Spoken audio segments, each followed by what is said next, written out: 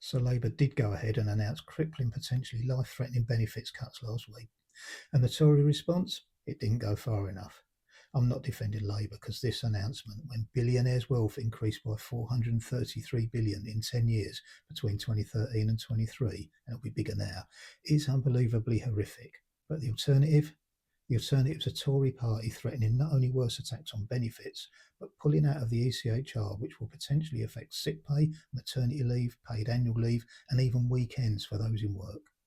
Be warned, there's an entire section of society who'd like nothing better than to have healthy people work until they drop, and the sick and unproductive, heard that word lately, seen as a drain on society and left to rot, just to keep themselves wealthy and in power. We're constantly hearing about an increase in GDP, but what the fuck does that matter when the richest 1% of people in the UK are worth 2.8 trillion while more and more people are struggling?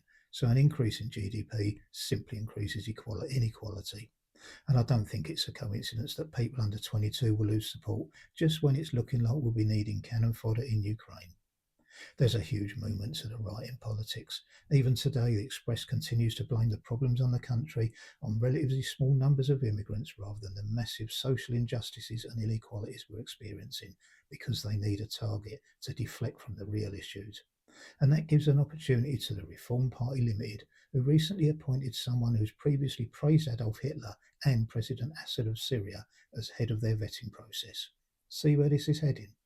I'd strongly recommend looking at a recent short by comedian Sam Avery called How to Create the Enemy. In around a minute, he cleverly uses the as yet unimaginable situation where left handed people are the target, but swap left handed for immigrant, trans, gay, or disabled, and you'll soon get the picture. And Labour's reaction to the rise of reform isn't to call out the fact that that frog-faced fucker Farage took hundreds of thousands of pounds and did over 800 hours of non-MP work since being elected, and campaigns for Donald Trump rather than turn up in Parliament to vote for workers' rights. Oh no, it's to try and pull in reform supporters by following Donald Trump's lead and saying 10,000 people will lose their jobs from the civil service, with no plan to re-employ them, in the NHS for instance. Luckily, the Reform Party Limited seems to be tearing itself apart, but with the instigator Rupert Lowe seemingly getting backing from Elon Musk, Reform 2.0 could be even worse than Farage's version. Keir Starmer needs to get ahead of this, and punishing the people who need support while increasing the wealth of the 1% isn't the way to do it. If you enjoyed this video, a like or share would be appreciated. Want to see more? Why not subscribe?